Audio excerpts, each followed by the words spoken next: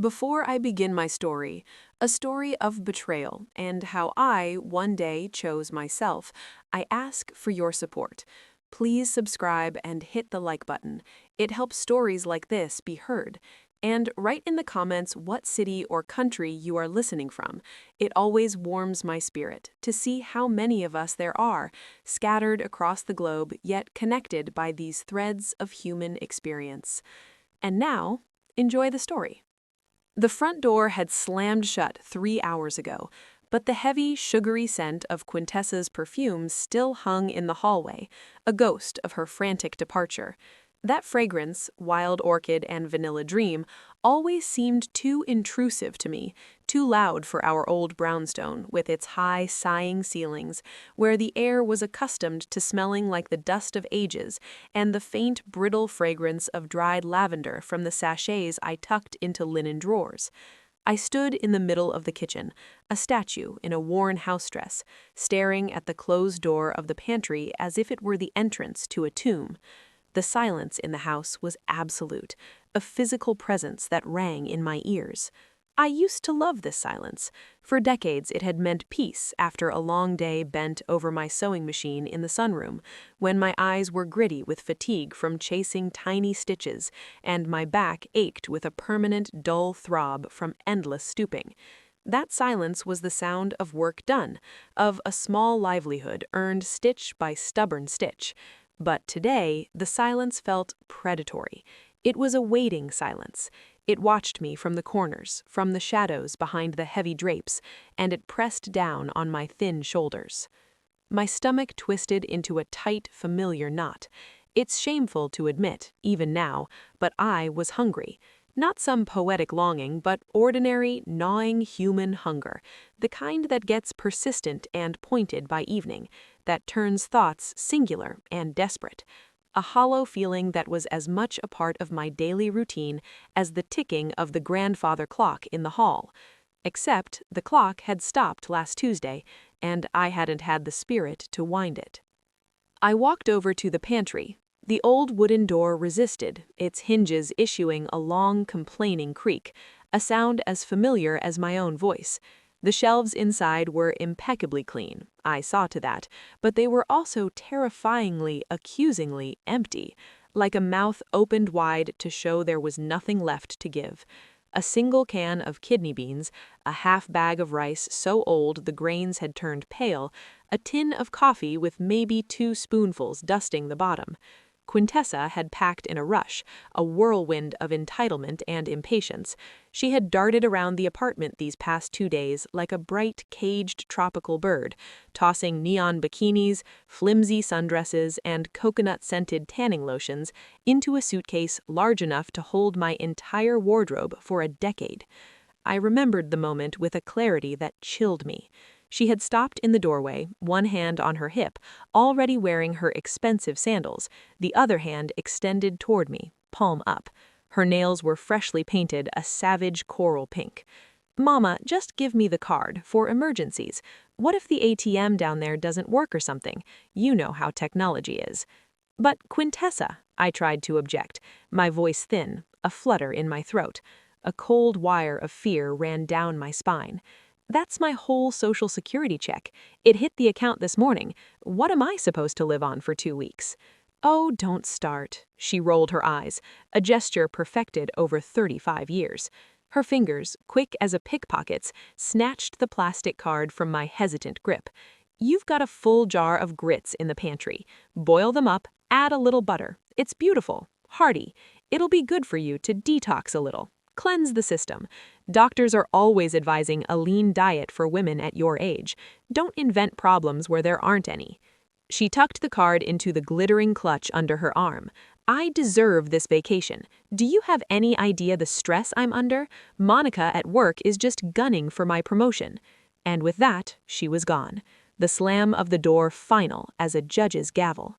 She flew off to Miami, to the relentless sun, to cocktails with little paper umbrellas, taking my money, my fragile peace of mind, and, as I was now discovering, my last shred of security with her. Grits. Right. She mentioned grits. A faint, foolish hope flickered. I reached for the top shelf, my fingers stretching until my shoulder protested. There sat the old glass mason jar, the label written in my own looping cursive some 20 years ago. Grits. The glass was cloudy. I lifted it down. It felt suspiciously light, a vessel of air and memory. I unscrewed the metal lid, the seal breaking with a pooft. Inside, at the very bottom, amid a fine grayish dust, lay a scattering of lonely, yellowed grains. There wasn't enough to feed a sparrow, let alone a grown woman. Not even a spoonful. She had lied. Or perhaps, more devastatingly, she just hadn't cared enough to check. She hadn't bothered to lift the jar, to weigh the truth of her own dismissive words. She had just thrown out that sentence like a bone to a barking dog, a facile phrase to silence the yap of my anxiety, and had forgotten about me the second her Uber arrived at the curb. The sound of that car door shutting was the period at the end of my sentence. A coldness settled in my chest. It wasn't the kind of chill you get from a draft under the door. This was ice, black and heavy, starting its growth from the inside, crystallizing around my heart when the final, undeniable realization took root. The person I carried for 9 months, had nursed at my own breast, had scrimped and saved and fought for, wasn't just selfish.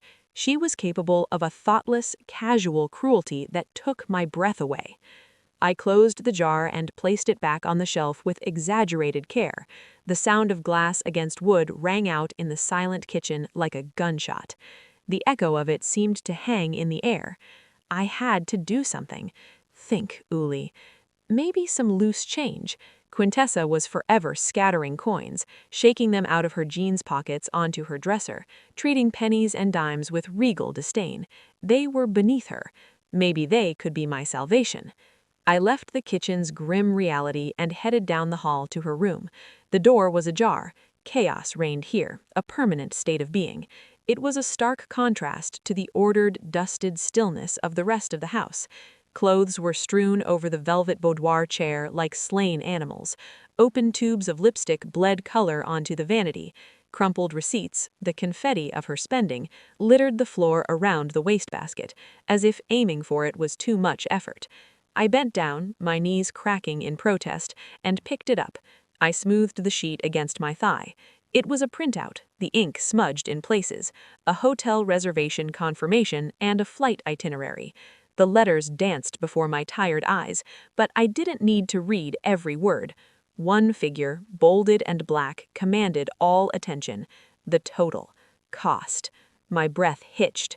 The amount my daughter had spent on 2 weeks of beachfront relaxation was exactly equal to 3 months of my benefit checks. 3. I stood in the semi-darkness of her room, the floral perfume now cloying and oppressive, and the walls of the brownstone, my father's brownstone, began to close in on me. The air grew thin. For years, no, for decades, I had darned my own stockings until the fabric around the darns grew more darn than original. I had turned my winter coats inside out to remake them, coats I'd been wearing since before the turn of the century, as if the year 2000 was a barrier I could not cross with new cloth. I had denied myself an extra peach at the market, a new pair of sensible shoes, a hardcover book, to buy her the right shoes for school, then for college, then just because. Mama, this brand is what's in style now. You want me to be a laughingstock? And for what? For this, for a printout in a trash-strewn room, for an empty grits jar in a silent, echoing museum. I walked out of her room, pulling the door firmly behind me with a decisive click. It was a sound of separation. I was cutting myself off, at least for now, from that atmosphere of heedless luxury and profound betrayal. The living room met me with its silent, dusty grandeur. I walked in slowly, as if entering a cathedral. Here, in the somber light of street lamps filtering through the heavy velvet curtains, drawn against the afternoon sun, always drawn to protect the fabrics, stood them, my treasures, my jailers. The centerpiece was the antique oak buffet, a monstrous piece of Victorian furniture, carved with grapes and cherubs, heavy as a tombstone. Inside, behind wavy glass doors, the crystal stemware and the fine Haviland Limoges porcelain gleamed dully. A full service for 12, creamy white with a band of 24-karat gold and hand-painted violets. We had eaten from it maybe twice in my lifetime. This is for Quintessa's wedding, I had told myself for 30 years, polishing each piece with a reverent cloth. The wedding never happened. A procession of unsuitable boyfriends came and went, but the china waited, a future that grew more ghostly with each passing year. On the marble-topped dresser stood the silver tea service that had come down from my grandmother Eugenia. A pot, a creamer, a sugar bowl, a tray, all intricately engraved with swirling Art Nouveau patterns. It needed polishing. Next to it sat the mahogany jewelry box, lined with faded blue velvet, holding pieces I never wore. Where would an old woman like me go in diamond studs or a pearl? The night after the telephone call was not spent in sleep, but in a kind of vigilant trance. I sat in the high-backed armchair I had reupholstered myself 20 years prior, a deep burgundy damask now faded to the color of dried blood, and faced the great oak buffet. The street lamp outside cast a jaundiced parallelogram of light through the slit in the curtains, which fell directly upon the glass doors, making the porcelain within glow with an eerie, captive luminescence. The apostle spoons, nestled in their green velvet, seemed to watch me back. Each handle bore the figure of a different disciple, their tiny faces etched in silver, worn smooth in places by the pious thumbs of long-dead relatives.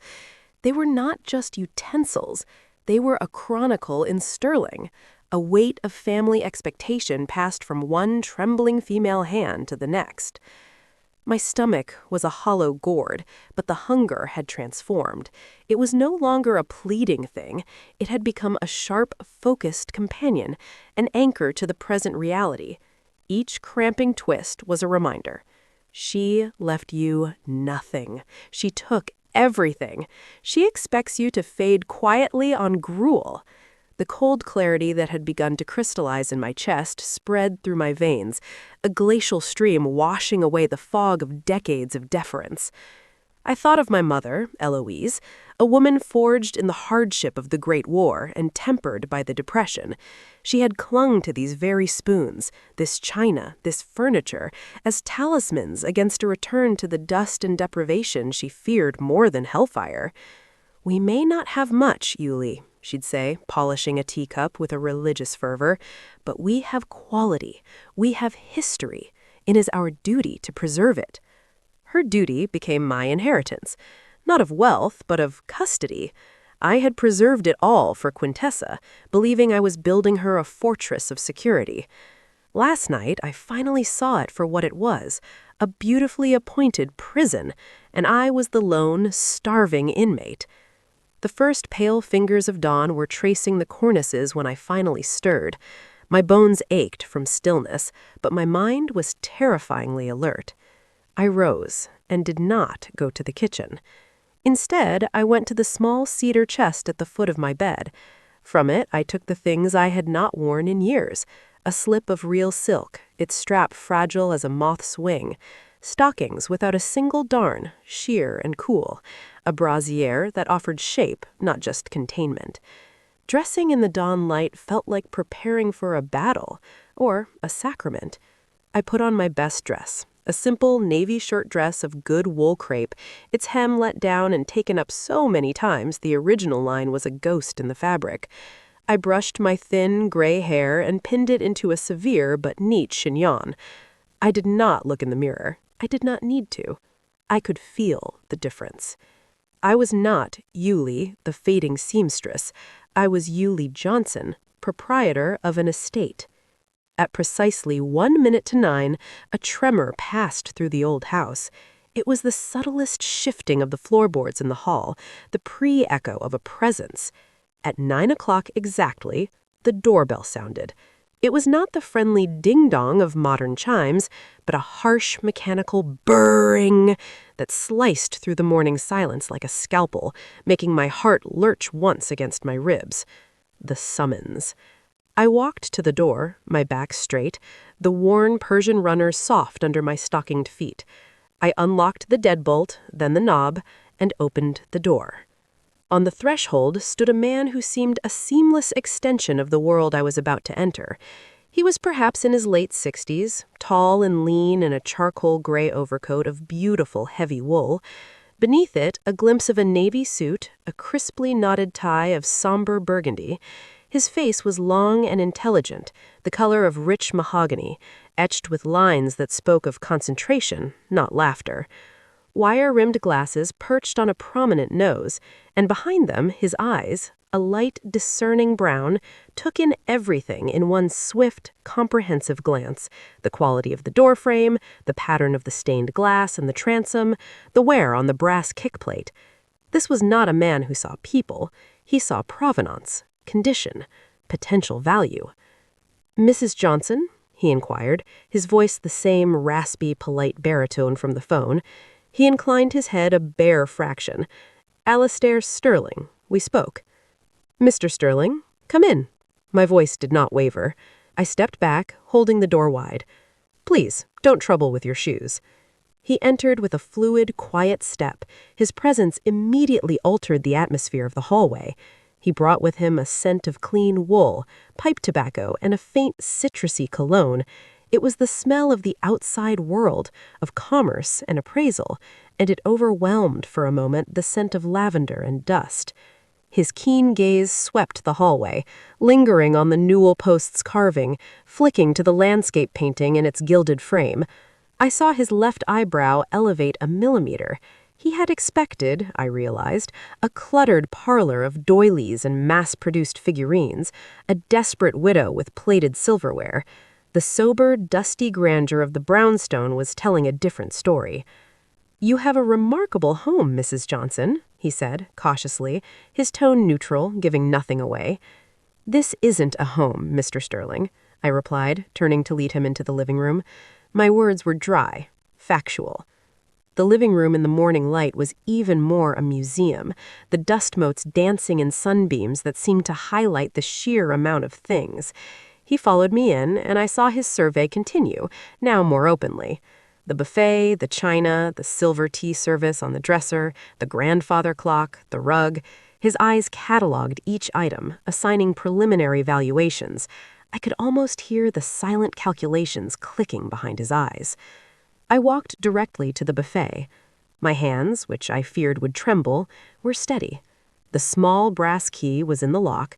I turned it, and the glass door swung open with a soft sigh. The interior smelled of old wood and a hint of silver polish. I reached in and lifted the heavy, velvet-lined case. It was surprisingly weighty for its size, a solid box of history. I carried it to the rosewood coffee table, the surface cleared of yesterday's newspapers. The latch was a simple, elegant brass hook. I flicked it open. The sound, a definitive click, seemed to echo. I lifted the lid. There, on the dark green velvet, lying in their specially molded niches, were the 12 apostles.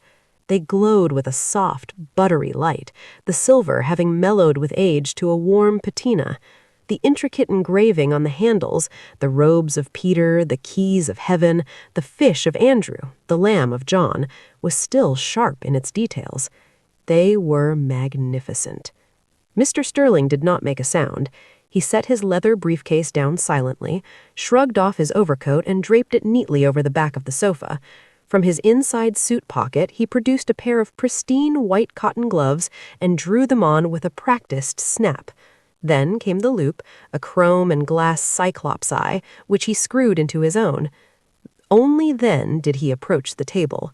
He did not grab. He selected the spoon bearing the likeness of Matthew, the tax collector, as if by random, though I suspected it was deliberate. He lifted it with gloved fingertips, held it up to the morning light streaming through the window, and peered through his loop. The silence was profound, broken only by the soft, almost inaudible sound of his breathing and the faint ting of silver as he turned the piece. "Gorham," he murmured, more to himself than to me. "Chantilly pattern.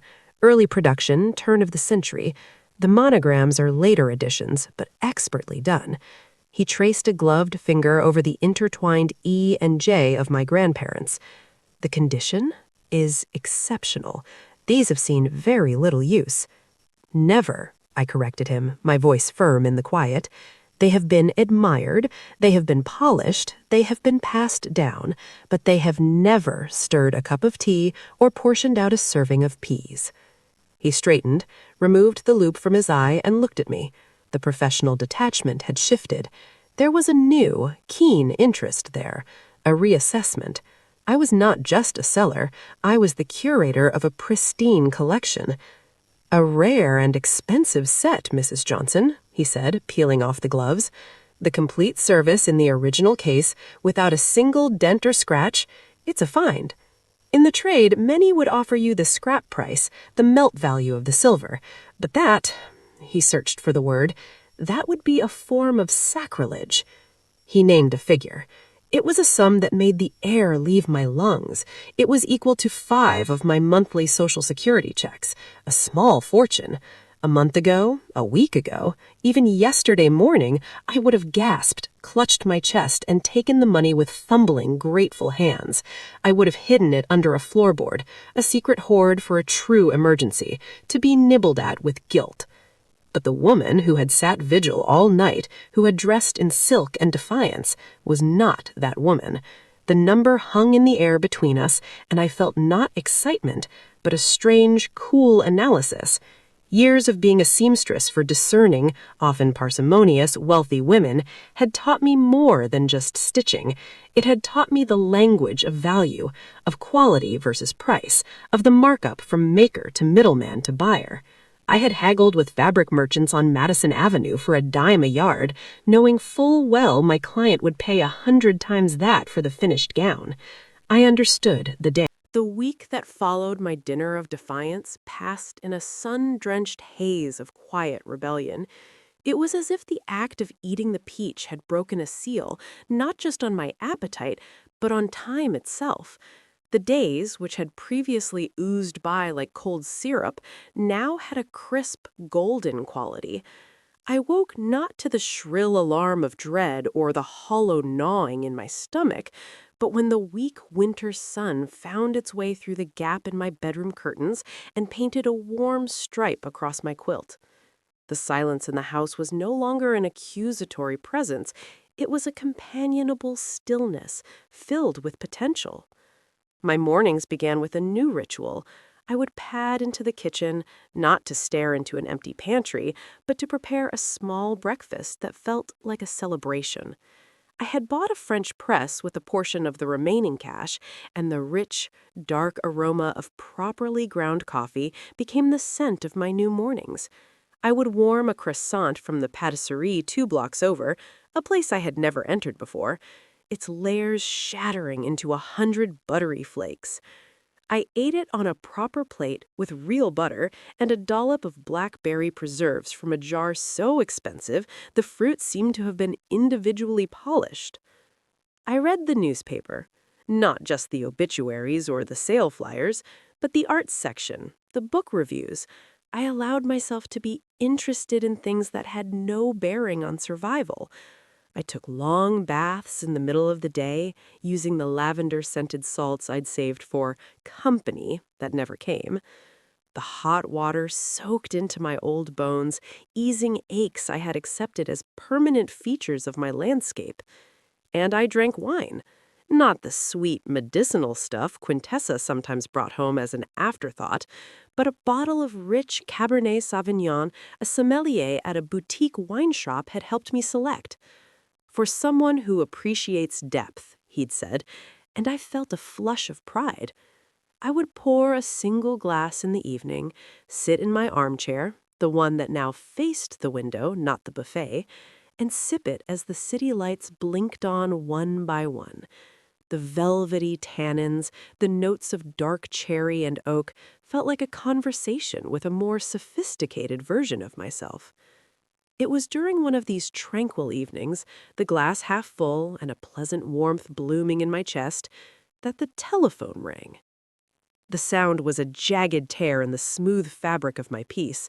It was not the gentle trill of a friend.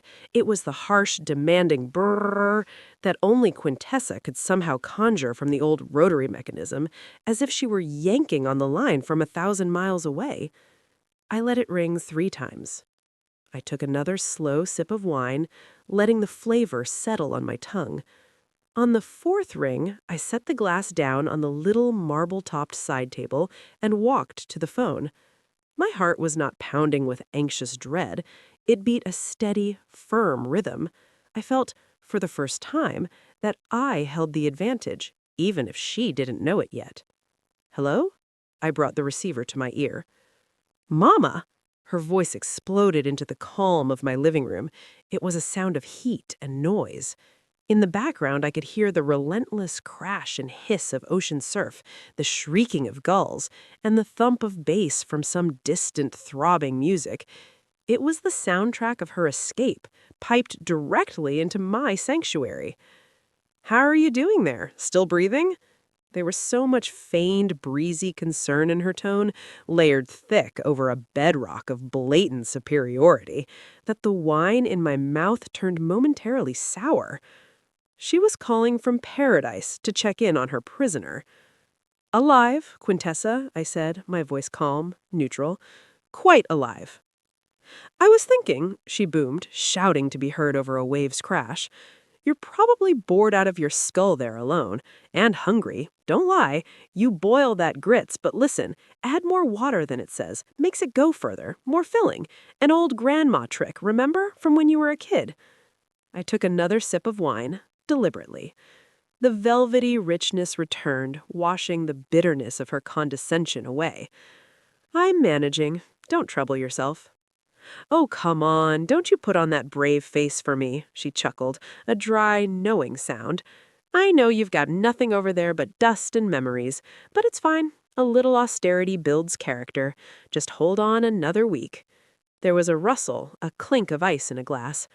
"By the way, I saw a fridge magnet for you, a cute little dolphin. I'll get it if you promise not to run up the electric bill while I'm gone. I know you'll leave the bathroom lad on for days, and I'll be stuck with the consequences." She spoke to me as if I were a dim-witted, wasteful child, a burdensome pet that required constant monitoring even from a distance. The old Uli would have begun a frantic, placating monologue. "No, no, baby, I'm careful. I only use one bulb at a time. I unplug the clock." But the new Uli, the one nourished on truffle oil and self-respect, simply watched the play of headlights on the ceiling and smiled a small, private smile. "I'm finding resources, Quintessa," I said, the words deliberate. "Ones you never suspected I had." "Resources?" Her laugh was a short, sharp bark, dripping with smug disbelief. "What are you talking about? Did you find some coins under the sofa cushions? Or did you go begging to Miss Theodosia for a cup of sugar? Look, don't you embarrass me in front of the neighbors. Don't go around with your hand out. We have a reputation." "My resources are my own concern," I said, my tone cooling a degree. All right, don't get touchy. Look, I've got to run. We have a pool party. Don't you sit there and pine away with your porridge." Click. The dial tone hummed in my ear, the sound of severed connection. She had hung up, utterly confident in the picture she held in her mind. Me, frail and defeated, shrinking in the dark, counting the grains in an empty jar, a magnet shaped like a dolphin my only prize for endurance. I placed the receiver back in its cradle. The sound was soft, final. I returned to my armchair and finished the glass of wine. The warmth in my chest had hardened into a resolved core. A pool party, I thought, looking at the elegant bottle on the table. Well, I have my own soirée to plan. The week that followed the great unburdening was a study in profound, echoing peace. The silence in the brownstone had shape and texture now. It was no longer a heavy blanket of dust and memory, but a clear, expansive volume of air, a cathedral nave after the pews had been removed.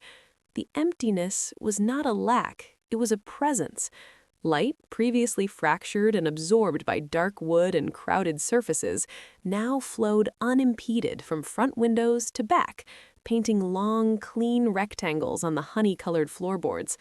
The house breathed. For the first time in 60 years, it exhaled. I existed within this new space like a satisfied ghost. My footsteps, once muffled by carpets, now made soft, distinct clicks on the bare wood, a sound that affirmed my passage, my existence. I had kept only a few things: my bed, the comfortable armchair by the window, a small writing desk, the kitchen table, and my sewing machine, not as a tool of drudgery, but as a reminder of the skill that had sustained me, a skill I could now choose to employ or not. Everything else was gone, and with it the psychic weight of curatorship. I was no longer a guard for a treasure that did not love me back. The money, a thick, disorienting stack of cash and several checks of terrifying denominations, was not hidden. I had opened a new account at a different bank, one with marble floors and hushed voices, and deposited it all. The manager, a young man with prematurely gray temples, had treated me with a deference usually reserved for tech heirs.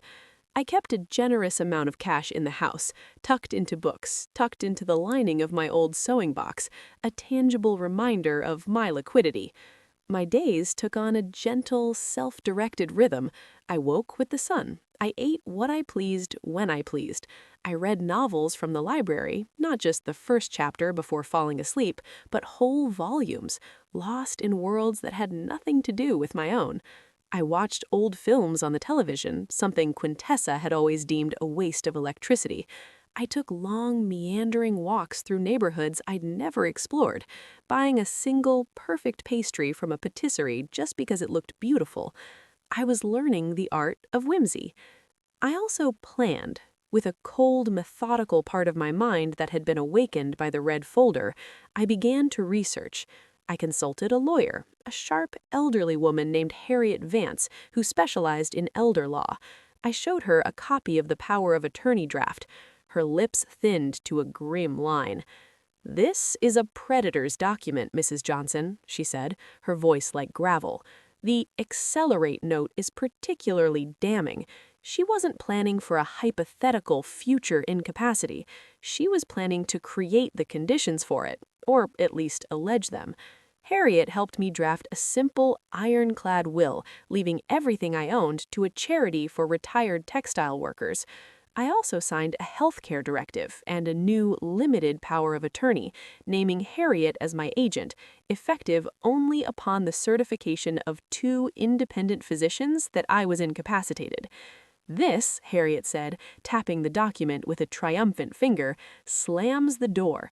She can't get a doctor to sign off on you now if she hired the whole Mayo Clinic. You're sharper than I am. I had the locks changed, not just the front door lock, but the back, the basement, everything. I had a security camera installed at the front door, a small, discreet device that fed to an app on my phone. I was fortifying my position. Yet, amidst this cold, methodical activity, there was a deep, almost spiritual calm. The fury that had propelled the great sell-off had burned down to a bed of steady, enduring coals. I was not waiting for Quintessa's return with anxiety. I was waiting with the patient, focused stillness of a chess master who has seen the endgame 10 moves in advance. The knowledge of her plan, the concrete, bureaucratic horror of Restful Meadow, had severed the final frayed cord of maternal guilt. What remained was a clear-eyed assessment of an adversary. My daughter was no longer my child. She was a hostile force who had plotted my erasure, and I had dismantled the material foundation of her plot before she even knew the battle had begun. The morning of her return dawned clear and cold, a brilliant winter blue sky etched against the bare branches of the elm tree outside my window. I arose, performed my new morning ritual of coffee and contemplation, and then dressed with deliberate care. I chose not the navy dress, but a new outfit purchased with brooch money, a pair of elegant, wide-legged wool trousers in charcoal gray, and a fine cashmere sweater in a soft heather blue. I wore my mother's pearl earrings, the only jewelry I'd kept, and a simple silver chain. I applied a faint dusting of powder, a touch of lipstick. I looked, I thought, examining myself in the hall mirror, now hanging in a place of prominence, no longer obscured by a hat stand, like a retired professor or a philanthropist. I looked like a woman who belonged to herself. I was in the kitchen at noon, not cowering, but standing at the counter, methodically preparing a cup of Darjeeling tea in my new bone china pot. The leaves were first flush, delicate and floral. The process, warming the pot, measuring the leaves, waiting for the water to cool just off the boil, was a meditation. The quiet clink of china on marble was the only sound. Then the scratch at the lock. It was a harsh, frustrated sound, a metal key finding no purchase in a new, unfamiliar mechanism. It went on for several seconds. Then it stopped. A moment of silence. Then a fumbling, the sound of a purse being rifled through. Another attempt with a different key. More scratching. I poured the steaming amber tea into a cup so thin the light glowed through it. Outside, a muttered curse, loud enough to be heard through the solid oak door. Then a fist hammered against the wood. Bam, bam, bam. "Mama, open the door! The key's stuck!" I took my cup and saucer and walked to the small, round kitchen table, the only piece of furniture in the room besides the humming Kelvinator, and sat down with my back to the hallway. I took a slow, deliberate sip. The tea was perfect. The hammering turned to a frantic pounding. "Mama, are you in there? Are you deaf? Open the door!" I heard the distinct plastic clatter of her phone being pulled from her bag. A few seconds of silence, then my own landline began to ring in the living room. I let it ring. It went to the answering machine after 4 rings. I heard her voice, tinny and furious, from both the porch and the machine's speaker in the other room. "Mama, pick up! What is wrong with the lock? I'm freezing out here!" I took another sip, waiting. There was a final furious kick at the base of the door, then the sound of her stomping down the front steps. I heard her voice, shrill and angry, likely on the phone with a locksmith. "Yes, I'm locked out of my own house. My elderly mother is inside. She might be hurt. I need someone here now." I almost smiled. Elderly mother, might be hurt. The narrative was already being constructed. 20 minutes later, a van pulled up. I watched from the kitchen window as a man in a uniform got out, spoke with a gesticulating Quintessa, and approached the door. There was the whir of an electric pick, a few clicks, and then the solid thunk of the deadbolt retracting. The door flew open with a crash, hitting the wall with a force that shook the frame. The noise of the world burst in, the grumble of the locksmith's van, the distant wail of a siren, the cold metallic smell of the city in winter. And her. "Hi, I'm home!" Her voice was a victor's fanfare, a declaration meant to shake the timbers, to announce the return of the mistress. It was loud, tinged with travel weariness and imperious expectation. She expected the usual response, my scurrying figure, apologetic and relieved, slippers in hand, my face pinched with worry and a week's worth of loneliness. Instead, she was met by the new silence and the new smell. The first thing that would have struck her was the scent, not the familiar closed-in aroma of furniture polish and slow decay, but a bright, clean fragrance, lemons, pine, and underneath the rich, narcotic perfume of the white lilies in their vase on the floor, a dramatic, absurd placement she would never have allowed. I heard her take 2 steps into the hallway and stop. The wheels of her massive suitcase caught at the threshold. She dragged it in with a grunt. "What is that smell?" she called out, suspicion edging her voice. "Did you spill a whole bottle of Pledge or something? It's choking in here." She took another step. Her heels, high, strappy sandals, utterly inappropriate for the season and the city, made a sharp, echoing click-clack on the bare wood. The sound was wrong. It was too loud, too resonant. In the past, her footsteps had been swallowed by the hall runner, muted. "Wait!" She could project the confusion, a note of confusion quickly suppressed. "Why is it so echoey?" I could picture her standing there, tan and tense, her eyes trying to adjust. She would be looking at the floor, expecting the Persian runner with its faded blues. It was gone. Her gaze would dart to the wall where the landscape painting had hung, a pale blank rectangle. To the corner where the grandfather clock had stood, empty space. Mama? She called again, quieter now, but then I heard her shake it off, the practical, dismissive Quintessa reasserting itself. Okay, whatever. We'll figure out where you've shoved everything later. You're probably in one of your organizing moods. I'm hungry. They fed us actual garbage on the plane. The sound of her purse hitting the floor with a thud, the decisive click-clack of her heels marching towards the kitchen. I did not turn. I lifted my cup and took another The 20 minutes between Quintessa's 911 call and the arrival of the authorities were the most still, the most profoundly focused of my life. It was the eye of the hurricane. Her voice had subsided into a low, furious muttering in the living room, a mix of rehearsed lines for the doctors and whispered curses directed at me. I remained in the kitchen, not hiding, but consolidating my position. I put the caviar jar back in the refrigerator, washed the mother-of-pearl spoon, and placed it neatly in the drying rack. I poured the remainder of my now cold Darjeeling down the sink and rinsed the exquisite cup. Every movement was deliberate, calm, a demonstration of competence. I did not sit.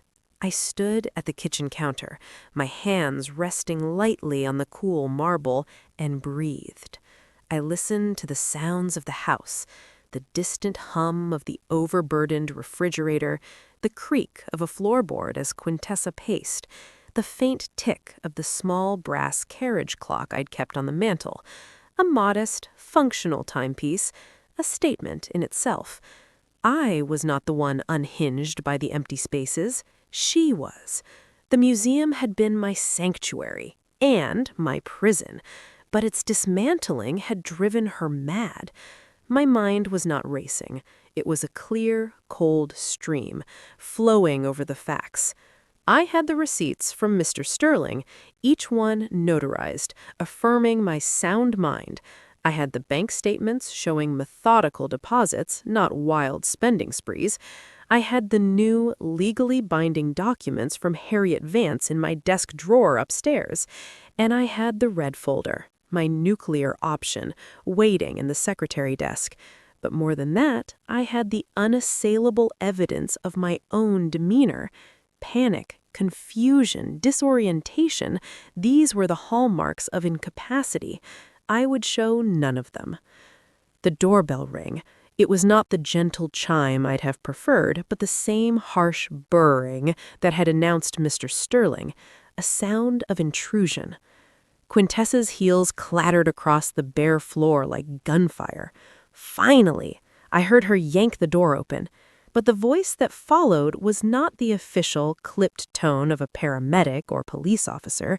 It was a familiar, fluttering contralto, tinged with concern and nosy curiosity. "Quintessa? Land's sakes, child, what is all the commotion? I heard pounding and yelling clear up to my parlor. I thought someone was being murdered." "Miss Theodosia, our upstairs neighbor for 40 years, a widow like me, but of a more bustling, interferingly kind disposition. She lived in a cloud of rosewater perfume and cat hair, and her knowledge of the building and the neighborhood's goings-on was encyclopedic. She was also, not incidentally, a fierce gossip with a strong, old-fashioned sense of justice. "Miss Theodosia, not now," Quintessa said, her voice strained with impatience. "And who is this gentleman on your step?" Theodosia's voice sharpened with interest. I walked to the kitchen doorway. Standing on my threshold, looking mildly perplexed, was Alastair Sterling. He held a small, wrapped package. Behind Theodosia's floral housecoat, he was a pillar of somber gray. "Mrs. Johnson," he said, peering past Quintessa, "I was in the neighborhood. I found a small item that made me think of you, a catalog raisonné for Gorham silver patterns. I thought you might appreciate it."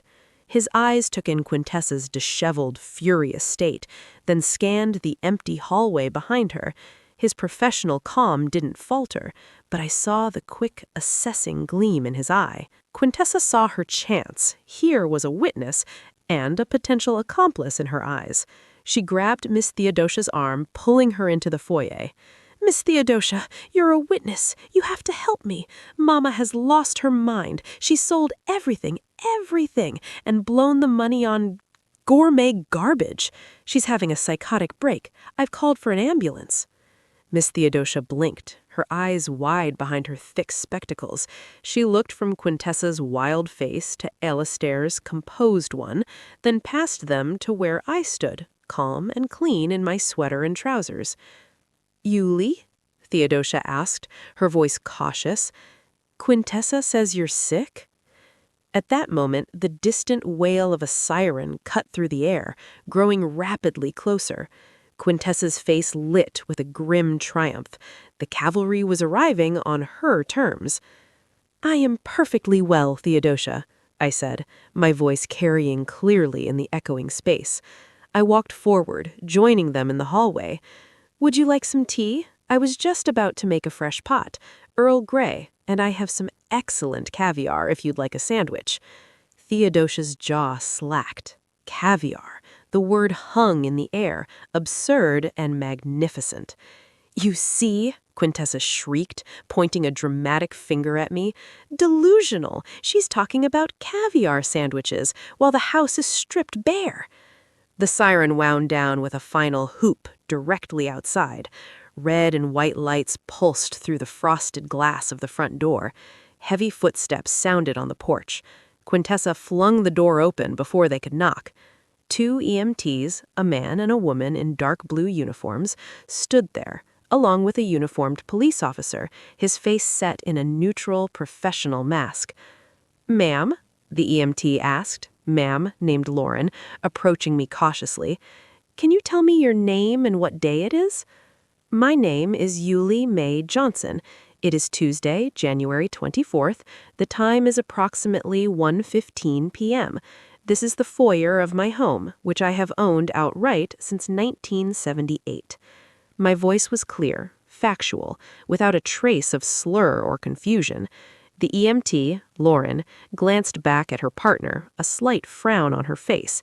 This was not the disoriented, rambling patient they typically encountered on psychiatric calls. Quintessa pushed forward.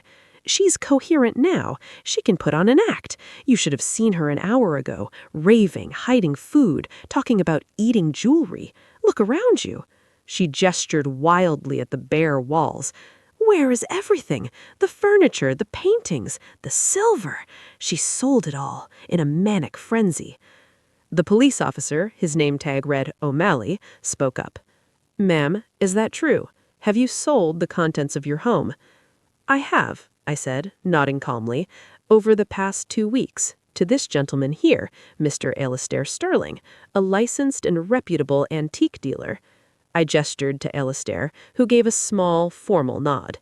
"He took advantage of her. She's an elderly woman with dementia. He swindled her." Alistair cleared his throat. "Officer, EMTs, my name is Alistair Sterling. I have been in the antique business for 40 years. I can assure you all transactions with Mrs. Johnson were conducted with the utmost transparency and legality. She is, in fact, one of the most astute and tough negotiators I have ever had the pleasure of dealing with." He reached into his inner coat pocket and produced a slim, leather-bound folder. From it, he extracted several papers. "These are bills of sale for the items in question, and attached to each," he handed the top sheet to Officer O'Malley, "is a notarized affidavit from a licensed physician, Dr. Eris Thorne, who examined Mrs. Johnson at her request prior to the sale and certified her to be of sound mind and memory, fully capable of understanding the nature and value of her transactions." The room went very quiet. The only sound was the rustle of paper as Officer O'Malley scanned the documents. Quintessa's face was a mask of stunned disbelief. She snatched the paper from the officer's hands, her eyes racing over the lines, the official stamps, the notary seal, the crisp signature of Dr. Eris Thorne. This is a forgery," she stammered, but the conviction was gone, replaced with a dawning, sickening realization. "She couldn't have. She's not that clever." "On the contrary," Alistair said dryly. She negotiated a price 40% above my initial offer for a set of apostle spoons. She identified the Gorham Chantilly pattern and the value added of personalized monograms. Does that sound like the actions of someone with impaired cognition? Miss Theodosia, who had been watching this legal tennis match with rapt attention, finally found her voice. She looked at the packed refrigerator visible from the hallway, then at me, then at Quintessa. Yuli sold her own things to buy food? She said, the pieces clicking together in her mind. Not just food, Theodosia, I said, a faint smile touching my lips. Dinner. Quintessa threw the paper down. It fluttered to the floor. She had lost the battle over my sanity, but she wasn't defeated. The fury reconstituted itself around a new, more personal axis, the loss. Fine, she spat, turning on me, her eyes blazing. You're a sharp old fox. You outsmarted the antique man. Bravo! But we still have to live here, together. And when your little stockpile of pâté and champagne runs out, who's going to hand you a glass of water? Who's going to take you to the doctor when your arthritis locks up? Me. That's who. And I will not forget this. I will make your life a living hell in this house. You'll wish you had died of hunger. It was a vile. The days that followed Quintessa's eviction were not marked by celebration, but by a deep, almost archaeological quiet. The battlefield was silent, the air cleared of gunpowder and screaming. I moved through the empty rooms of the brownstone like a curator in a museum of my own making, but now the exhibits were not things, but absences. Each blank space on the wall, each patch of uncovered floor, each empty corner was a monument to a decision, a story concluded. The first thing I did was clean, not the superficial, lemon-scented scour the professionals had done, but a personal, intimate cleansing. I filled a bucket with hot water and lavender soap, the real expensive kind from the market, and got down on my hands and knees. I scrubbed the floor where the Persian rug had lain, the wood grain emerging darker, richer, telling a story of 70 years of protected life. I washed the walls where the paintings had hung, the rectangles of brighter wallpaper like windows into the past. I dusted the empty shelves of the buffet, my cloth snagging on nothing. The physical labor was a prayer, a laying to rest. In the silence, I began to hear the house speak. Its language was one of creaks and sighs, of winter sunlight tracking across floors, of the soft, nocturnal settling of old timber. It was no longer a repository for things meant for someone else's future. It was a vessel for my present. The echoes of my footsteps were not lonely. They were assertive. I am here. I am walking. But with the quiet came the ghosts. Not vengeful ones, but the wistful, persistent phantoms of memory. They rose from the very floorboards I was cleaning. As I polished the bare mantelpiece, I saw my mother, Eloise, standing there in her good dress, carefully arranging the Meissen shepherdess that was now... where? In a collector's cabinet in Connecticut? Did it miss the dust of this house? I found myself talking to them, these ghosts. "It's gone, Mother," I'd say aloud, my voice startling in the stillness. "The spoons are with a man in Boston who writes papers about Georgian revival tableware. He'll appreciate them more than Quintessa ever would." It felt less like confession and more like filing a report. To combat the silence, I brought in life. I went to the florist and bought not a funeral bouquet, but a single, extravagant orchid in a glazed pot, its blossom a complex, waxy purple. I placed it on the windowsill in the living room where the clock had been. Its slow, alien beauty was a new kind of timepiece. I bought a small, portable radio and tuned it to the classical station, letting the strains of Chopin or Debussy float through the empty spaces. The music didn't fill the house, it adorned it, like a necklace on a bare throat. And I began the real work, the sorting of the intangible. In the days after the confrontation, a terrible, clarifying fatigue had set in. It was the fatigue of a long siege lifted. My body, which had been running on fury and resolve, demanded its due. I slept for 10, 12 hours at a stretch, a heavy, dreamless sleep from which I would wake disoriented, the empty room a shock before the memory of my victory settled over me like a warm cloak. When I was rested, I turned to the last bastion of the past, the small, cedar-lined hope chest at the foot of my bed, and the few drawers of personal effects I had kept. These were not for sale, they were for understanding.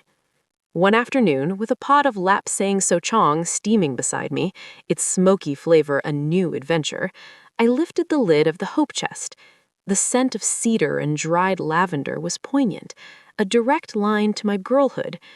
Inside, not jewels or silver, but the fragile archaeology of a life lived in service to others. On top lay my wedding dress, not a white gown, but a sensible calf-length suit in pale blue wool crepe, cleverly tailored by my own hands to make the most of the rationed fabric of 1946. I lifted it out. It was shockingly small. Had I ever been that tiny? I held it against myself, a ghost of the young woman who had married Arthur Johnson, a quiet accountant who had died of a heart attack 10 years later, leaving me with a 5-year-old daughter and this house. I remembered his hands, gentle and ink-stained. He had loved the quiet of this house, too. Had he felt trapped by the accumulating treasures as I had? I'd never thought to ask. Beneath the dress were bundles of letters, tied with faded ribbon. Love letters from Arthur, sweet and formal. Letters from my mother after I'd married, full of advice on managing a household. Letters from my own friends talking of children and recipes, their lives branching away from mine as Quintessa consumed my focus. I read a few, the paper crackling like autumn leaves. The emotions were flattened by time, but the handwriting was a shock, so vibrant, so full of unspent energy. Then, the photographs. A heavy, leather-bound album. I carried it to the kitchen table where the light was best. The first pages were stiff, formal studio portraits, my severe-looking grandparents, my mother as a young woman, her eyes holding a spark the later portrait in the hallway had lacked. Then me. A baby, swaddled in lace, a girl in a pinafore squinting at the sun, a teenager trying to look sophisticated in a borrowed hat. And then Quintessa. Page after page. Quintessa as a bald, round-cheeked infant, her grip surprisingly strong on my finger. Quintessa taking her first steps, caught in a blur. Quintessa on her first day of school, in a dress I'd stayed up all night to finish, her smile gap-toothed and excited. Quintessa as a coltish teenager, already posing, already aware of the camera's eye. Quintessa in her cap and gown, her expression of triumph, my own face beside hers beaming with a pride so absolute it hurt to look at now. Where had that child gone? The one who hugged me with sticky hands, who believed I could fix anything with a kiss and a bandage.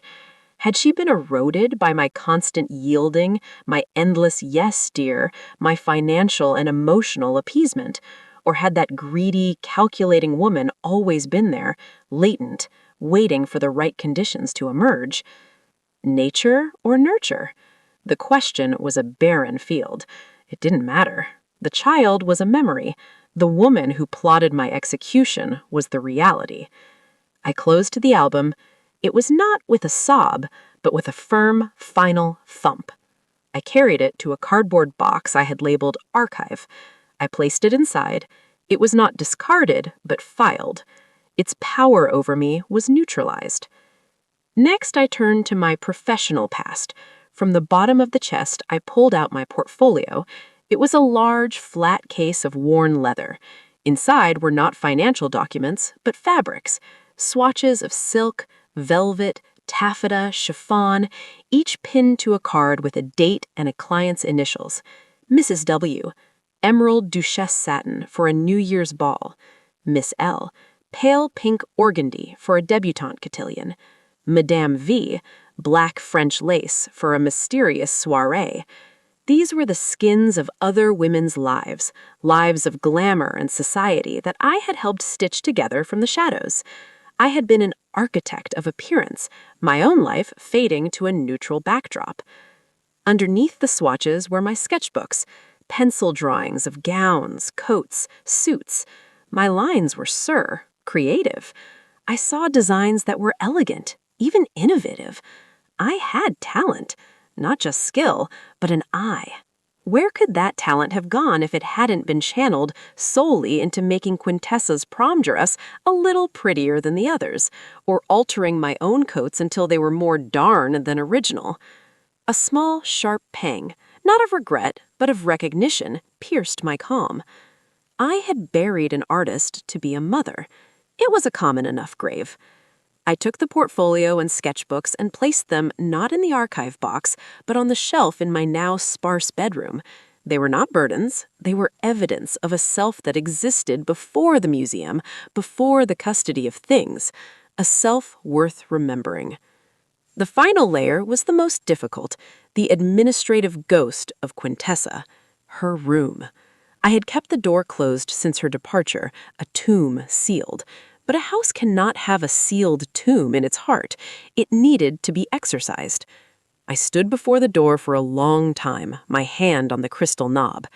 I took a deep breath and turned it. The chaos was exactly as she'd left it. The air was stale with the remnants of her perfume and the smell of hurried packing. The sight of it, the clothes on the floor, the open makeup, the general aura of careless entitlement, ignited a fresh spark of the old anger. But I banked it. Anger was no longer my fuel, it was a pollutant. I brought in garbage bags. I did not sort with sentiment. The clothes on the floor, expensive, flimsy things, went directly into bags for donation. I emptied the vanity drawers, half-used lipsticks, dried-up mascara, pots of glittery shadow, trash. The receipts on the floor were swept into a pile and shredded. I stripped the bed, the sheets still smelling of her coconut sunscreen. In her closet, I found more. Shoe boxes filled with more shoes, dresses with tags still on.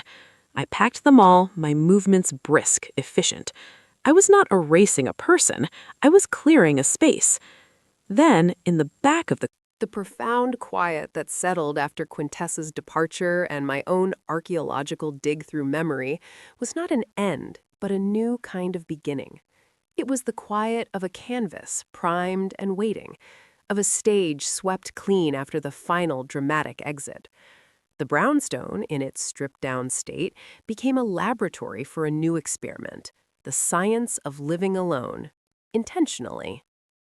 I began to notice the geometry of my emptiness, the way the morning sun, no longer fractured by the crystal in the breakfront, now painted a single brilliant parallelogram of light that crept across the living room floor, warming the boards. I noticed the acoustics, how the soft hiss of the radiator carried differently, how my own humming, a habit I'd suppressed for years, resonated in the stairwell. The house was an instrument, and I was learning its tones. This new awareness extended to my own body. The hunger that had been a constant, gnawing companion was gone, replaced by a respectful appetite. I ate when I was hungry, not when the clock or guilt dictated. I discovered I liked a small, rich lunch, a slice of terrine, a piece of sourdough with olive oil, and a lighter dinner. My arthritis, while still present, seemed less angry. Was it the absence of constant tension? The anti-inflammatory properties of expensive olive oil? Or simply the fact that I was no longer bracing myself for the next emotional storm? I started to walk, not the purposeful head-down trudges to the discount mart, but meandering explorations.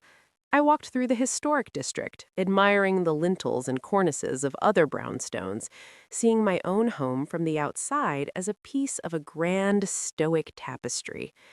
I walked to the park and, on a surprisingly warm afternoon, sat on a bench simply to watch dogs play. The simple, idiotic joy of a Labrador chasing a tennis ball was a revelation. I had not allowed myself time for such trivial observations in decades. One day, I walked past the community center. A flyer in the window caught my eye. Life drawing for seniors. All skill levels welcome. Tuesday afternoons, 2 to 4 p.m. The words all skill levels were a permission slip. I hadn't drawn for pleasure since my sketchbook days, since the designs were for clients. On a whim, I went inside and signed up. The following Tuesday, I arrived with a notebook and a set of pencils bought from the art supply store. The room was bright, filled with easels and a diverse group of a dozen or so people my age and older. There was a palpable sense of focused calm. Our model was not a young nude, but an elderly gentleman named Leo, fully clothed, who held a pose in a wingback chair with a book open on his lap. The instructor, a spry woman named Marta with paint-stained fingers, said, "Don't draw what you think a man in a chair looks like. Draw the shapes you see, the negative space between his arm and the chair, the angle of light on his shoulder." Negative space. The concept struck me with the force of a physical truth. That's what I had been living in, surrounded by. I looked at Leo, and instead of drawing him, I tried to draw the air around him, the shape of the emptiness defined by his solid form. My lines were shaky, timid, but as the 2 hours passed, a strange thing happened. The chattering monologue in my head, the lists, the memories, the latent worries, fell silent. There was only my eye, my hand, the paper, and the play of light and shadow. It was a meditation more profound than I had ever attempted. Afterward, Marta made her rounds. She paused at my easel, studied my clumsy, earnest attempts. "You have a good eye for proportion," she said, not unkindly. "And you're not afraid of the empty areas. That's rare. Most people want to fill every inch." She gave me a keen look. "First time?" "First time in about 50 years," I admitted. "Welcome back," she said, and moved on. I walked home, my fingers smudged with graphite, a feeling of quiet accomplishment humming in my veins. It was a small thing, drawing a stranger in a chair, but it was a thing I had chosen, for no reason other than it interested me. The pleasure of it was pure, unadulterated, and entirely my own. This foray into the world sparked others. I saw a notice for a lecture series at the Botanical Garden on the secret life of mosses. I went. Sitting in the warm, humid conservatory, listening to an enthusiastic botanist speak about bryophytes, I felt a sense of wonder I'd forgotten. The complexity of a world happening at my feet, unseen. It had nothing to do with me, my past, my struggles. It was a relief. I began to have conversations, real ones, not the transactional exchanges with shopkeepers or the defensive parries with Quintessa, but meandering talks. With Marta after the drawing class, with Miss Theodosia over the fence, where we now spoke of her cats and my orchid, not of familial drama. With the sommelier at the wine shop who was delighted to have a pupil eager to learn about Loire Valley whites, I was relearning the muscle of casual connection. One afternoon, the doorbell rang. It was Harriet Vance, my lawyer. She carried a briefcase and a small box of pastries. "A house call," she announced, her gravelly voice cheerful, "to check on my most formidable client, and because I wanted to see this infamous empty house for myself." I let her in. She stood in the foyer, her sharp eyes missing nothing. She whistled low and long. "Whis mighty, Yuli, you really did it. It's magnificent." "It's empty," I said, leading her to the kitchen. "It's uncluttered," she corrected, setting the pastries on the table. "There's a difference. Clutter is postponed decisions. This," she gestured around the clean, spare room, "is a decision made. 100 decisions made." She accepted a cup of tea. "So, how are you? Really?" I told her. About the drawing class, the Moss lecture, the quiet meals, the peace. I did not paint it as bliss. It was often just neutral, which was a miracle in itself. Harriet nodded. "Good.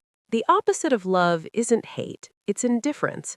You're reaching indifference regarding the whole mess, That's healthy. She opened her briefcase. I come bearing finalities. The probate court has officially dismissed Quintessa's petition for emergency guardianship. Her filing was flimsy, especially in light of the notarized medical affidavit you provided and the sworn statements from Mr. Sterling and your neighbor about her threats and the discovered nursing home plans. The judge was not amused. She slid a formal document across the table to me. It was stamped and signed, a legal wall between me and a state-appointed custodian. As for the power of attorney she drafted, it's worthless. A draft with no signatures, preceded by evidence of intent to defraud. It wouldn't hold up in traffic court. And your new documents are now filed and paramount. She took a satisfied sip of tea. So, the fortress is legally impregnable. What will you do with your peace? I told her about the Mountain Spring Spa brochure, about the idea of travel. Harriet's eyes lit up. Do it before you think about it too much. Book it tomorrow. Solitude is one thing, but a change of scenery, that's a rebirth. She leaned forward. You know, for most of my clients, a story like yours ends with them diminished, in a smaller space, diminished means, diminished spirit. You expanded. You turned your cage into a kingdom by selling the bars. It's extraordinary. Her words stayed with me long after she left. A kingdom. It didn't feel like a kingdom. It felt like a clean, well-lit room. But perhaps that was a kind of kingdom for a woman who lived so long in the dim, crowded museum of other people's futures. That evening, I did not cook. I ordered in sushi. Another first. I sat at the kitchen table, struggling gamely with chopsticks, laughing at myself when a piece of tuna tumbled back to the plate. The simplicity of the food, its clean, fresh taste, was a delight. As I ate, my gaze fell on the one piece of the past I had not yet addressed: my sewing machine. It sat in the corner of the living room on its own small table, a black cast-iron Singer treadle machine from the 1920s. It was not an antique to be sold. It was the engine of my survival. I had kept it out of respect and perhaps superstition, but it was also a symbol of that life of silent, bent-backed labor. After dinner, I walked over to it. I ran a hand over its sleek black body, the gold decals still bright. I touched the treadle. On an impulse, I sat down on the wooden stool. I slid my feet on the treadle and pressed. With a familiar, oiled sigh, the wheel turned, the needle arm rising and falling in empty air. The rhythm was in my bones. I reached for the small cupboard built into the table. Inside were spools of thread, a pincushion shaped like a tomato, shears, measuring tapes, and, in a flat box, my drafting tools: rulers, French curves, a 360-degree protractor. I took them out. I found a large pad of tracing paper I'd bought for the drawing. The decision, when it finally came, was not a dramatic leap, but a quiet step over a threshold I had already crossed in my mind. One morning, with winter sunlight hard and bright on the kitchen table, I picked up the brochure for the Mountain Spring Spa Resort, opened my laptop, and booked a 1-month stay. The process was smooth. A few clicks, the input of credit card details from my new, well-funded account. A confirmation email arrived with a soft ping. Your reservation is confirmed. The act sent a tremor through the calm I'd cultivated, but it was the good kind of tremor, the vibration of a tuning fork finding its pitch. For the next week, a low hum of anticipation ran beneath my daily routines. My walks had a new purpose: to find items for my trip, not the frantic overpacking of Quintessa style, but a thoughtful curation. I bought a pair of sturdy, handsome walking boots, a cashmere wrap for cool evenings, a new, sleek weekender bag in supple leather that felt like a promise in my hand. Miss Theodosia, when I told her, clutched her chest dramatically. A whole month? In the mountains? Alone? Yulie Johnson, you've gone adventurous. I've gone sensible, I corrected with a smile. I have the time, and I have the means. Why shouldn't I see if I like the mountains? She peered at me over her spectacles. You're different. Your spine is straighter. It's not just the coat. I laughed, a sound that still surprised me with its ease. The coat helps. In the final days before my departure, I moved through the brownstone with a sense of benevolent closure. I watered the orchid, asked Theodosia to check on it weekly. I packed my bag with a minimalist's precision: the new coat, a few other simple, good quality pieces, my sketchbook and pencils, 2 novels. I emptied the refrigerator of perishables, giving a ludicrously extravagant care package to Theodosia, who nearly fainted at the sight of the foie gras.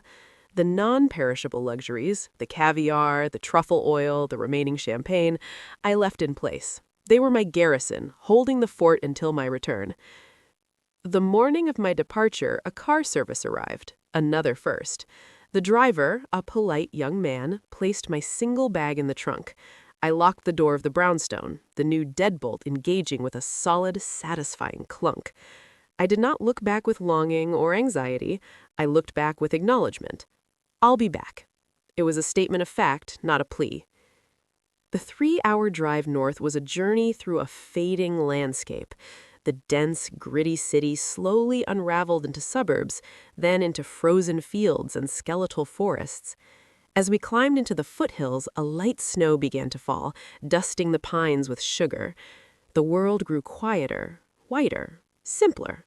My anxiety, a faint buzz in my chest, melted away with the city's noise. By the time the car crunched up the long gravel drive of the Mountain Springs Spa Resort, I felt not like a tourist, but like a pilgrim arriving at a chosen retreat. The resort was not a glitzy palace, but a series of low, rustic chic lodges built of stone and dark timber, nestled among towering hemlocks and firs. It smelled of wood smoke and pine. The air was knife-cold and incredibly clean, scouring my lungs. The check-in was effortless. My room was a small, standalone cabin with a vaulted ceiling, a stone fireplace, and a wall of windows looking into a forest so deep and green it seemed to swallow sound. The first few days were a lesson in surrender. I did nothing of consequence. I slept late in the profound silence, broken only by the crackle of my fire. I soaked for hours in the outdoor heated pool, steam rising around me into the frigid air, snowflakes dissolving on the surface of the water. I had massages where skilled hands kneaded away knots of tension I thought were part of my skeletal structure. I ate exquisite, health-focused meals in the dining lodge, often alone at a small table, reading my book, perfectly content. I was a ghost among the other guests, mostly couples, a few groups of friends. No one paid me much mind, and I preferred it that way. I was not there to socialize. I was there to inhabit my own body without an agenda. In the 4th day, I joined a guided nature walk. Our guide, a young woman named River with eyes the color of the winter sky, led a small group of us on snowshoes along a frozen creek bed. She pointed out animal tracks, the delicate stitches of a fox, the heavy, plodding signature of a moose. She showed us how to identify different pines by their bark and needle clusters. She stopped us in a silent clearing and said, "Just listen, not to me, to the absence of everything else." We stood there, a huddle of brightly colored parkas in a white world. The silence was immense, a living thing. I heard the faint whump of snow falling from a branch, the distant trickle of water under ice, my own heartbeat. In that moment, the last residue of the old fear, the fear of silence, of emptiness, evaporated. This silence was not predatory. It was benevolent. It was space. And in that space, I could finally hear myself think, not the frantic, defensive thoughts of survival, but the slow, meandering thoughts of curiosity. I wonder what moss grows under that rock. That cloud looks like a sailing ship. My hands are cold, but it's a clean cold. After the walk, invigorated and pink-cheeked, I went to the resort's sprawling lounge, a room of overstuffed sofas and floor-to-ceiling windows. I ordered a pot of mint tea and took out my sketchbook. I tried to draw the memory of the frozen creek, the shapes of the snow-laden branches. A man, perhaps in his late 60s, was sitting in a nearby armchair, also sketching in a pad. He had a thoughtful, lined face and wore a beautifully worn-in corduroy jacket. After a while, he looked over, noticed my drawing. Capturing the silence? He asked, his voice a warm baritone. I smiled. Trying. It keeps moving. He chuckled. A lifelong pursuit. He introduced himself as Gabriel, a retired geologist from Colorado, here for a month of recalibration, as he put it. We fell into an easy, sporadic conversation over the next few days. We were both creatures of habit, often finding ourselves in the lounge at the same time. He was fascinated by my past as a seamstress, and I was fascinated by his stories of mapping rock formations in deserts. Our talks were not flirtatious. They were the conversations of two solitary people who appreciated a companionable silence punctuated by shared curiosity. He showed me how to see the history of the mountains in the striations of the rocks by the creek. I explained the geometry of tailoring a sleeve. It was a novel experience, to be seen as a person with a mind and a history, not as a mother, a caretaker, or a problem. One evening, after a particularly stunning sunset had painted the snow peaks in rose and violet, Gabriel said, "You have a remarkable calm about you, Yuli. It's not passivity, it's more like a settledness, as if you've recently come to terms with something monumental." I looked out at the darkening peaks. The trust I felt in this neutral space with this kind stranger was unexpected. "I suppose I have," I said quietly. "I recently sold my entire past and evicted my future." He was silent for a moment, then nodded slowly. A geological event, a sell-off, and an eviction. That would create a new landscape. He didn't pry, he just accepted the statement as one would accept the description of a unique rock formation. "And do you like the new topography?" I thought of my empty house, my full refrigerator, my new coat hanging in the cabin. I'm still learning it, but yes, very much. In my second week, I signed up for a workshop, Writing Your Life, a memoir incubator. It was led by a gentle, elfin woman named Sylvie. The class was a mix of people, all with stories they carried like stones. The first exercise was to write about a taste that defined a memory. I sat with my notebook, my pen hovering. The obvious recent answer was the peach, the taste of defiance. But something else pushed forward, an older, more fundamental taste. I began to write. The taste is of flour and water and shame. It is the taste of paste, the kind you make as a child for crafts. But I was not a child. I was a mother, a widow, and it was dinner. The Great Depression had its long fingers around our throats, but my mother, Eloise, was a magician of lack. She could make a bone sing for a week. That night, the song was very thin. There was a scrap of fatback, an onion, a handful of flour. She made a gravy so thin it was gray. And to stretch it, she made dumplings, not the fluffy, pillowy kind. These were just flour and water, kneaded into tough little bullets and dropped into the simmering gray broth. They came out dense, gummy, clinging to the roof of your mouth, a bland, desperate filler. We ate them in silence, my mother's face tight with a humiliation she would never voice. That was the taste of poverty, not hunger. Hunger is sharp. This was dull. This was the taste of making do, of shrinking your expectations to fit an empty bowl. For 50 years after, I feared that taste. I built a museum of beautiful things to ward it off. I thought if I surrounded myself with china and silver, the gray dumplings could never return. It took me a lifetime to learn that the dumplings weren't in the pantry. They were in the fear. And you can't ward off fear with a spoon. You have to sell the spoon and buy a peach. I read it aloud in the small circle. My voice only wavered once. When I finished, the room was silent. Then Sylvie, her eyes bright, said, "That, Yuli, is not just a memory, that's an understanding." The act of writing it down, the return to the city was a descent through layers of sound and grit. The silent, pine-scented vacuum of the mountains was gradually replaced by the hum of the highway, then the clatter and shout of the train station, and finally, the dense, familiar symphony of my own neighborhood. Car horns, distant sirens, the chatter of pedestrians, the underlying thrum of 10 million lives stacked atop one another. It should have felt like an assault. Instead, it felt like a homecoming to a different city, or perhaps to a different self within the same old grid. I paid the taxi driver, hoisted my weekender bag, the leather now softly scuffed, a badge of travel, and stood on the sidewalk, looking up at my brownstone. It looked the same, the worn limestone steps, the black door, the tall windows, but I was seeing it with new eyes. It no longer looked like a fortress or a museum. It looked like a house. My house. The key turned smoothly in the new lock. I pushed the door open. The smell hit me first. Not lavender and dust, but the clean, faintly lemony scent the cleaning crew had left, now mingled with the dry, still air of a closed-up space. And silence. A different silence than the mountains. A contained, urban quiet, holding the potential for street noise just beyond its walls. I stepped inside and set my bag down. The click of the latch echoed in the bare hallway. I did a slow circuit. The empty living room was flooded with afternoon light, the floors gleaming. The orchid on the windowsill was alive, thanks to Theodosia, a single defiant bloom still holding on. The kitchen was spotless, the refrigerator humming its familiar burden song.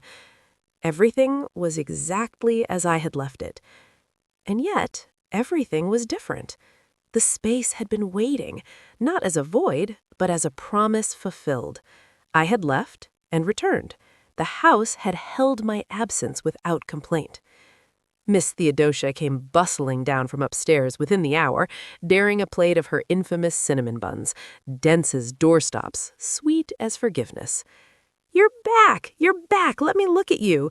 She held me at arm's length, her bird-bright eyes scanning my face.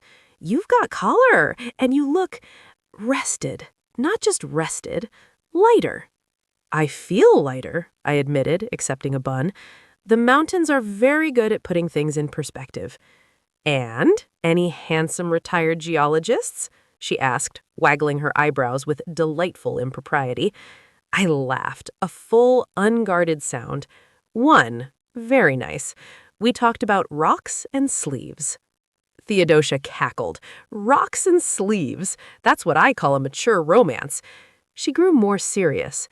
"And no word from you-know-who?"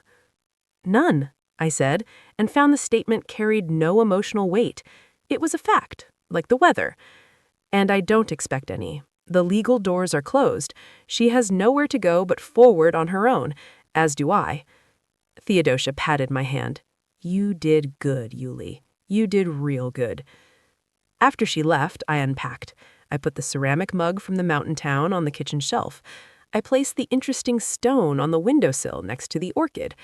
I hung my gray coat in the hall closet, now containing only a few items. It looked regal in the emptiness. The familiar rhythms of my solitary life reestablished themselves easily, but enriched by the mountain interlude.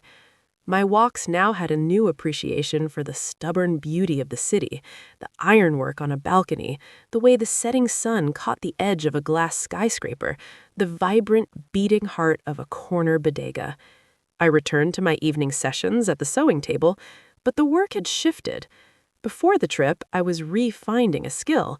Now I was exploring a voice. Inspired by the clean lines of the landscape and the structured drape of my coat, I began a new project. I bought a length of heavy ivory-colored linen. I sketched a tunic dress, simple, architectural, with asymmetric seams and a dramatic folded collar. It was a garment for the woman I was becoming, elegant in its simplicity, confident in its emptiness of fuss. One afternoon, a letter arrived. Not an email, but a proper letter on heavy cream stationery. The return address was a law firm I didn't recognize. A cold knot formed in my stomach for the first time in weeks. Quintessa. I took it to the kitchen table, my heart beating a slow, wary drum. I slipped the envelope with the knife. It was from Harriet Vance. "Dear Yuli, I hope your retreat was restorative. I'm writing because a matter has arisen which, while not unexpected, requires your attention. Quintessa has retained counsel, a Mr. Gerald Forsyth, of Forsyth and Crow, ambulance chasers but moderately competent. He has contacted me regarding a wrongful eviction and emotional distress claim, as well as a civil suit seeking to overturn the property sales on grounds of undue influence by Mr. Sterling. I, of course, have sent him a blistering reply enclosing the dismissed guardianship petition, the notarized affidavits of your competency, the sworn statements regarding the Restful Meadow Plan, and highlighted copy of the property deed, which is solely in your name. I have also informed him that any further harassment of my client will result in countersuits for malicious prosecution and abuse of process based on your client's plan to have me claimed incompetent and confined to a state nursing home. However, Forsyth is persisting. He has requested a mediation session. This is a common tactic to wear down the opposing party, hoping for a settlement to make them go away. My advice is to agree to it. One meeting, with me present. We will hear their absurd demands, present our irrefutable evidence, and watch their case crumble in real time. It will be the final, formal nail in the coffin of her campaign. It will also give you closure to see the machinery of her greed formally dismantled. Please call my office to discuss. Do not be alarmed. This is the last gasp of a sinking ship. We are on solid ground. Warmly, Harriet. I read the letter twice. The initial chill gave way to a simmering, familiar anger, but it was a clean anger this time, like a surgeon's scalpel, not a bludgeon. She was still trying. Even from the rubble, she was scrabbling for a handhold. The audacity was breathtaking, but also pathetic. I called Harriet. Her secretary put me right through. "You got my letter?" Harriet's gravelly voice said. "Don't let it ruin your mountain glow." "It hasn't," I said, my voice steady. "It's just tiresome." That's the perfect attitude. Tiresome, annoying, not frightening, because it isn't. They have no case, but they're hoping you're a frail old lady who will pay them to go away. So we go to mediation. We show them you are not frail. We show them the mountain of paper that says they lose, and then we leave. It's a formality. And if they don't back down, then we go to court and they lose spectacularly and possibly get sanctioned by the judge for frivolous litigation. But they won't let it get that far. Forsyth is a bottom feeder, but he's not stupid. He can read a document. He's doing this because Quintessa is paying him, or promising to pay him from a future that doesn't exist. I thought about it. The idea of sitting in a room with Quintessa and her lawyer was repellent. But Harriet was right. It was the final piece of business, the last thread to be snipped. "All right," I said. "Set it up." The mediation was scheduled for a Tuesday morning 2 weeks later in a bland corporate conference room in a midtown office tower. I dressed with deliberate care. The gray wool coat, a simple black dress, my mother's pearls. I wanted to look like what I was, a formidable, composed woman of means, not a victim. Harriet met me in the lobby, a briefcase in hand. She looked like a hawk in a navy suit. "Remember," she said, "you say nothing unless I indicate. You are a monument of calm. Let me do the talking." We entered the conference room. It was beige and airless. Quintessa was already there, seated next to a florid-faced man in a shiny suit, Gerald Forsyth. She looked diminished. Her tan had faded to sallow. She wore a cheap-looking black blazer, her hair pulled back too tightly. Her eyes, when they met mine, held a toxic cocktail of hatred and a desperate, fading hope. She looked like someone who had been running a long time and was finally hitting the wall. Forsyth stood, oozing a smarmy professionalism. "Mrs. Johnson, Miss Vance, thank you for coming. We're here to see if we can resolve this unfortunate family matter without the need for painful and public litigation." Harriet didn't sit. She placed her briefcase on the table with a thud. "There is no matter to resolve, Mr. Forsyth. Your client has no claims. We are here so you can hear that directly and advise your client to cease her harassment before she incurs further liability." Forsyth's smile tightened. "Now, Miss Vance, my client has suffered significant emotional distress due to her sudden eviction from her lifelong home and the dissipation of her inheritance." "Her inheritance?" Harriet's voice was like cracking ice. What inheritance? Mrs. Johnson is very much alive. The property in question was hers, purchased with her late husband, solely in her name. The personal items were hers, gifted from her family. Your client has no vested interest in any of it until Mrs. Johnson's death, and Mrs. Johnson's new will, which I have here, leaves her estate to the Textile Workers Benevolent Association. She slapped a copy of the will on the table. And as for emotional distress, we have counterclaims for attempted fraud. The winter hardened into a brittle, bright January, then softened into a damp, hopeful March. The brownstone on Willow Street existed in a state of serene, dynamic equilibrium. It was no longer a site of drama or excavation, but simply the container for a life being lived, deliberately and well. My days developed a rhythm that was both structured and free. Mornings were for the body and the house. I would wake with the light, perform the gentle stretches I'd learned at the spa, then make my coffee. I treated the maintenance of my space not as a chore, but as a ritual of care. Polishing the wide floorboards was a meditation. Watering the orchid was a conversation.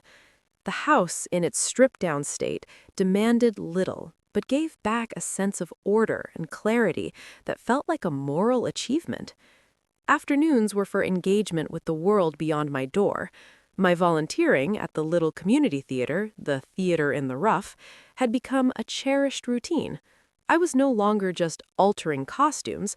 The director, a passionate, disorganized young man named Leo, had discovered my drafting skills and my eye for historical detail. He'd enlisted me to help design the costumes for their spring production, a staging of Chekhov's The Seagull. My sketchbooks, once filled with abstract shapes and personal designs, now brimmed with sketches of late 19th century Russian summer wear, Nina's simple white dresses, Arkadina's lavish gowns, Trigorin's rumpled linen suits. The work was collaborative, absorbing, and utterly devoid of personal baggage. My opinions were valued because they were informed, not because I was someone's mother. I spent hours in the musty, wonderful costume archive, touching fabrics from other eras, imagining other lives. The theater became a second home, a world of pretend that felt more genuine in its shared purpose than much of my real life had been. Evenings were for solitude and creation. I would eat a simple supper, then retire to my sewing table. Sometimes I worked on theater sketches. Sometimes I returned to my own designs, playing with the ivory linen, experimenting with a new dart or seam. Often I just drew for the pleasure of it, the radio playing softly, a glass of good sherry at my elbow. The green shaded lamp cast its perfect circle of light, a tiny private proscenium where my imagination was the only player. One such evening, I was working on a particularly tricky sleeve head for Masha's morning dress when the doorbell rang. It was an unusual sound for that hour. A flicker of the old caution passed through me, but it was faint, a ghost of a reflex. I peered through the security peephole. Alistair Sterling stood on my stoop, looking uncharacteristically unsure. He held not a briefcase, but a long, flat parcel wrapped in brown paper. Intrigued, I opened the door. "Alistair, this is a surprise." "Mrs. Johnson," he said with a slight, formal bow of his head. "I do apologize for the intrusion at such an hour. I was in the neighborhood, and I have something for you. A piece of unfinished business, I suppose." I invited him in. He stepped into the hallway, his eyes doing their usual swift appraisal, but now with a hint of something else. Approval, perhaps. He noted the orchid, the clean lines, the sense of space. "Your home suits you," he observed. "Thank you. It does." I led him to the living room, where two simple modern chairs I'd bought to replace the vanished armchairs sat by the fireplace. "Can I offer you a drink?" "No, thank you. I won't impose for long." He laid the parcel across his knees. "You may recall our first transaction, the apostle spoons." I could hardly forget. They found a home with a collector in Boston, a professor of decorative arts. He was, as I predicted, ecstatic. Alistair's long fingers tapped the paper. When I delivered them, he had something on display in his study, a collection of silver souvenir spoons from the 1893 World's Columbian Exhibition in Chicago. Quite common, really, but it made me think. He paused, uncharacteristically searching for words. Our business relationship was predicated on the dispersal of your past. It was necessary, I saw that, but it occurred to me that in the wholesale clearance, you might have lost something, not of great monetary value, but of personal resonance, a small piece of a happier history. He carefully unwrapped the brown paper. Inside was a flat-framed display case, and within it, lying on a bed of dark velvet, was a single silver spoon. But it was not one of the apostles. It was smaller, simpler. Its handle was engraved not with a saint, but with a detailed miniature rendering of the Brooklyn Bridge. The bowl was shallow, almost like a demi-tasse spoon. I recognized it instantly. My breath caught. The bridge opened in 1883, Alistair said softly. Souvenir spoons like this were made for decades after. This one is from the 1920s, I'd wager. Not particularly rare, but I remembered. When we first met, you mentioned your father worked on the maintenance crews for the bridge when you were a girl. You said he'd bring you here, to this neighborhood, and point to his bridge. I could only nod, my throat tight. My father, a quiet, strong man with hands permanently stained with grease, would lift me onto his shoulders on a Sunday walk. See there, Yulie girl? My bridge, holding it all together. It was my strongest, fondest memory of him. I found this at a small estate sale in Queens. The moment I saw it, I thought of you. It seemed wrong that you should have nothing left of that connection, that in the wholesale clearance you might have inadvertently lost a modest, happy memory. So I bought it, a gift, not from a dealer to a client, but from one appreciator of history to another. He held out the framed case. I took it, my hands trembling slightly. The silver was cool under my fingertips. I traced the tiny engraved cables of the bridge. The emotion that rose in me was not the complex brew of loss and defiance that the apostle spoons evoked. This was pure, sweet nostalgia, untainted by duty or expectation. It was a memory of love, simple and direct. Alistair, I don't know what to say. This is incredibly thoughtful. He waved a dismissive hand, but his eyes were warm behind his glasses. It is a trifle, but sometimes trifles hold the true weight. He stood. I should go. I merely wanted to deliver it. I walked him to the door. Thank you, I said again, the words inadequate. The pleasure was mine, Yulie. He used my first name for the first time, then tipped his hat and disappeared into the night. I placed the framed spoon on the mantelpiece, the only object there.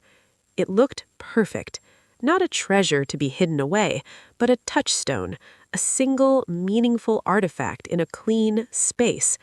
It represented not the weight of family expectation, but the lightness of a father's love. It was the first thing I had ever put in this house purely because it gave me joy. The gift acted as a catalyst. It gave me permission to be selective about the past, to curate my own history, not just purge it. I went back to the archive box. This time, I didn't file things away. I sifted through them, choosing what to reintegrate. I took out the small portrait of my father and placed it on the writing desk. I put the bundle of Arthur's letters in my bedside drawer, to be read at will, not as a sacred relic. I even took a few of the best photographs of Quintessenza as child, the gap-toothed smile, the first day of school, and placed them in a simple, small album that I kept on a shelf. They were not a shrine to my motherhood, but a factual record of a chapter. The woman she became could not poison the memory of the child she had been. That child was part of my story, too. One rainy afternoon, I tackled the last vestige of the old life, the boxes of fabric scraps from my dressmaking days. They were a riot of colors and textures, memories of 100 different women and occasions. I had saved them out of habit, because good fabric should never be wasted. I spread them out on the living room floor, a crazy quilt of my professional life. Silk from Mrs. W's ball gown, velvet from Miss L's debutante dress, the black French lace from Madame V's mysterious soiree. Instead of seeing them as remnants, I began to see them as possibilities, not for clients, but for art. Inspired by my drawing classes and the collage work of an artist Marta had shown us, I began a new project. I took a large, stretched canvas I'd bought on a whim. Using a neutral linen as a base, I started to arrange the scraps not to make a representational picture, but to create a composition of texture and memory. The rich emerald satin became a sweeping curve, the pale pink organdy a soft cloud, the black lace a delicate dark lattice. I pinned and shifted, glued and stitched, sometimes sewing directly onto the canvas with thick, visible thread. It was slow, intuitive work. I wasn't making a dress, I was making a story. My story. The story of the woman in the background, the one who worked with her hands to create beauty for others, who listened to their stories while keeping her own silent. This collage was giving voice to those silent years, transforming servitude into art. I called it swatches. When I finally stepped back, it was not beautiful in a conventional way. It was complex, textured, a little chaotic, but held together by a fierce underlying